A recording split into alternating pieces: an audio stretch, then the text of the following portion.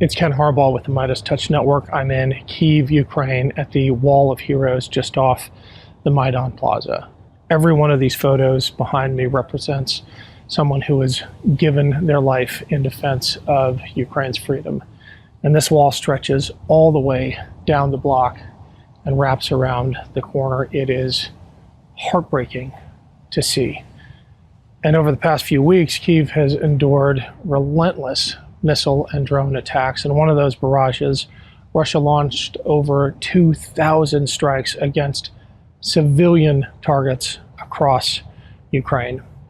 But honestly, in all the time that I've been coming here and the years that I have been traveling to Ukraine, I have never seen Ukrainians this optimistic about the outcome of the war, because they know the only reason Putin is launching these waves of attacks on civilian targets is because his army is making no headway at the front.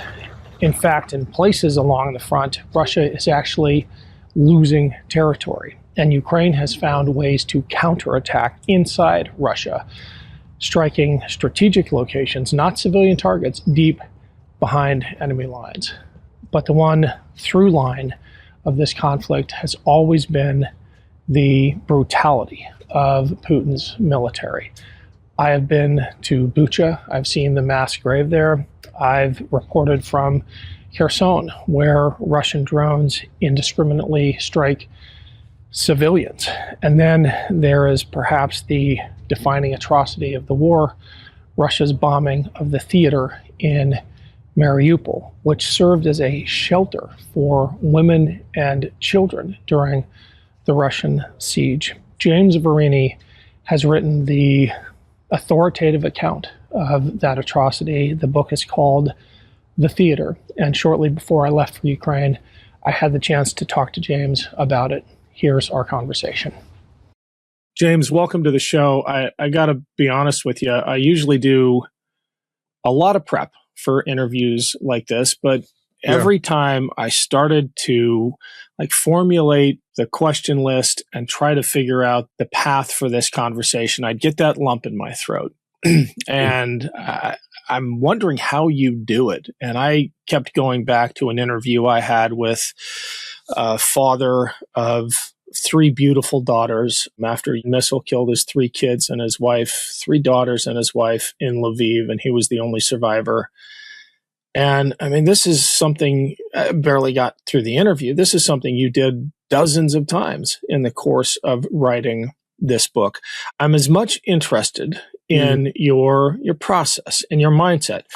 I'm going to put a link to the book in the notes. I want everyone to read it. The story of the theater is, I think, it's like the lead for Russian atrocity in Ukraine. People get it viscerally. But let's start with you. How did you find yourself in Zaporizhia? How do you approach a story like this where without that lump in your throat getting in the way every time you try to ask a question? Yeah, thank you for that. And you're right. It's always saddening. I'm going to give you a long-winded answer, and please feel free to edit it down. So I've reported on a lot of conflict and a lot of war over the years, all over the world, in Africa, in Iraq, in Afghanistan, in Ukraine. And you never get away from the sadness. You never get away from the emotional part of it. In fact, you shouldn't get away from that, because it helps you, at least when you're writing, it helps you write better about these people. You know, my focus is always on the people I'm writing about. I try to never make the focus of an article me. And in the conversations with them, and in writing about them, you have to feel that sadness. You have to feel their suffering if you're going to write about them properly. But at the same time, it always helps to remember that I'm doing a job. I'm there not to impart to the readers my sadness or my suffering. I'm there to tell the stories of these people. And as long as I focus on that and I listen to them, and I take myself out of the equation and I tell their story, that gets me through all of the suffering that I feel on behalf of their suffering. I also remember, that my suffering is nothing as compared to theirs. I also always keep it in mind that I have the luxury of leaving whenever I like. I can leave Zaporizhia, I can leave Kherson, I can leave Mosul. The people I'm writing about, they can't leave. And you always have to sort of bear that in mind, the humility of that. You'll also know from having been on any number of front lines that when you have to just concentrate on doing your job and surviving, if that's what you have to do that day, is I'm going to get the story, I'm going to meet the right people, and I'm going to stay alive. It's very focusing. You don't worry about yourself. You don't worry about your own fears or your own sadness. You worry about staying alive and getting the story and doing justice to the people whom you're writing about. When it comes to Ukraine, I started going before the invasion because I sensed something was up the summer before. I mean, you didn't have to be a genius to sense that something was up, right?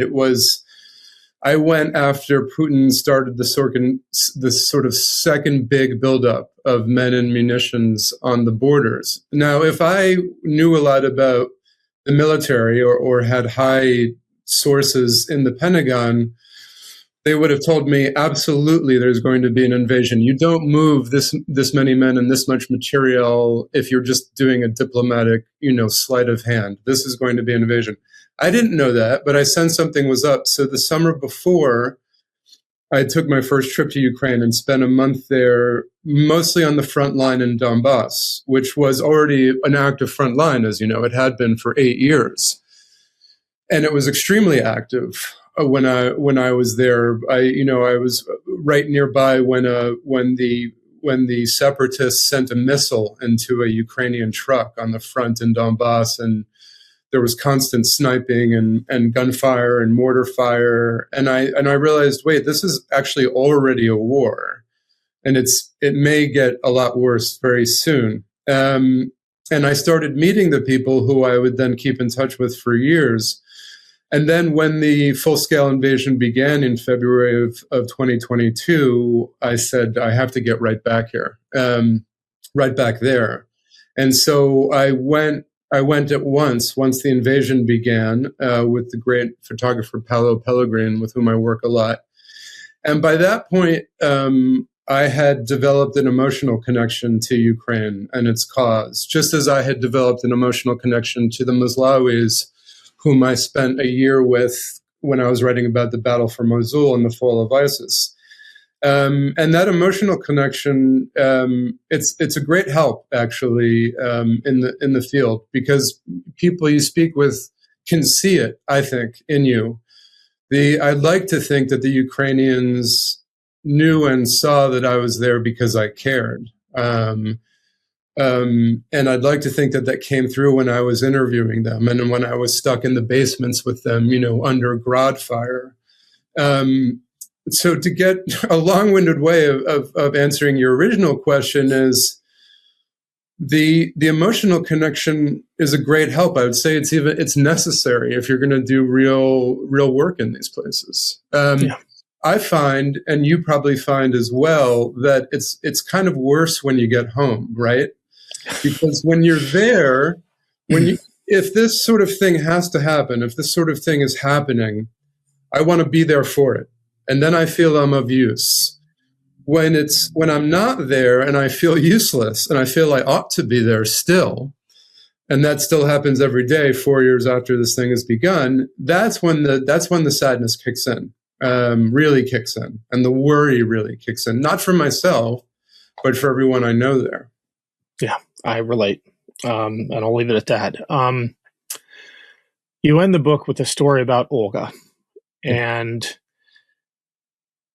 there's an observation, a line that really jumped out at me, and I don't think it appeared in the New York Times article or anything else you've written. When you talk about Olga's therapist advising her not to speak with you, and how do you balance that requirement as a journalist, which you opened with, to tell the story, with the fear of adding to the trauma and doing more damage by asking these questions. It's something I wrestle with every time. And I'm sorry to make this interview so personal, but I think people are going to read the book, regardless of our conversation about the book. I am just fascinated by your ability to do this as a journalist. How do you weigh these different responsibilities as a human on one hand to not further injure, and as a journalist on the other hand to do your job? No, it's a really good question, and I think it's kind of an irreconcilable dilemma, isn't it? I know that by having that conversation with Olga, I probably sent her into hours, if not days, of depression and of reliving this experience that she's tried so hard to get away from. And yet I also know at the same time that if I'm going to do Olga's story justice and tell her story properly, I have to do this interview with her. I have to ask her the hardest questions. I have to bother her to meet me again. You know, Olga was the first survivor from the theater whom I met when she was in the hospital in Zaporizhia with her mom, and her mom was on death's door. Her mom had been torn apart. The part of the ceiling of the theater had collapsed on her. Her leg was completely out of place. And Olga was in such a state. And yet she was kind enough and gracious enough to talk with me in the hospital. And Olga in particular was extremely funny and extremely irreverent and very smart and spoke very good English. And we hit it off immediately, and we developed a rapport. I later talked to her when she was living in Italy, and she was in a very bad state psychologically. And we kept in touch over the years, and I kept on saying, you know, would you agree to talk to me again? She was really reluctant to do it. She never even gave me her last name, partly because people like Olga are often attacked online, you know, by Russia supporters, and hear terrible things even in person. And eventually I convinced her to talk to me again. And by that point, she and her mom had moved to Georgia. And I met them in the apartment building where they were living. And it was so wonderful to see them, because Olga's mom looked 40 years younger than when I had seen her in the hospital, and her face was covered in scabs from shrapnel. She was near death. Olga was in an hysterical state. And then I saw them, and they were these two beautiful, strong, confident women who had resurrected the business they had founded in Mariupol, in Georgia, living in a lovely place, actually. They knew everyone there. They knew the Italian fellow who owned the restaurant. They were just these wonderful, vivacious women who had managed to rebuild their lives in a way that very few of the survivors I know have fully. And yet, as you say, I knew that as soon as Olga and I sat down and we started talking about this, it was going to bring back everything for her. And her mom couldn't stay in the conversation. Her mom just couldn't do it again. And I understood. Her mom sort of got up and walked out in the middle of the conversation. And I don't blame her. And nor do I blame Olga's therapist for telling her not to talk to me, because what she said was that her therapist thought I was just using her for the purposes of writing for the Times Magazine and writing the book. What I tried to say is, well, I'm trying to tell your story as best I can, and don't worry, I'm probably not going to make much money off this book, but I want to tell your story, you know, as well as I can, as accurate as I can, to put readers as much as I can into your experience. And in order to do that, it's going to hurt. It's going to hurt me a bit, and it's going to hurt you a lot. And she agreed to that, but it's always a dilemma. The worst one was, you may remember from the book, there's a fellow who was an actor at the theater, who he and his wife, Evgenia, they became the directors of the refugee shelter, Sergei, and they built this astonishing shelter and saved thousands of lives. And then they both survived the bombing. But their marriage had been a bit on the rocks before the war. The war had sort of brought their marriage back together in an amazing way.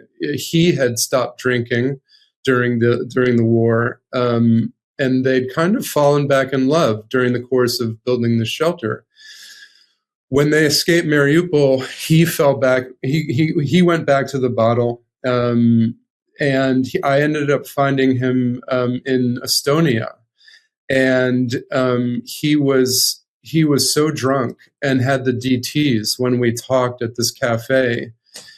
And I felt so terribly for him. And we were talking about, I tried to begin the conversation lightly, talking about his history as an actor and why he loved the theater, now how he had ended up in Mariupol. And then as we got closer to that day, closer to the bombing, he started shaking and he started crying.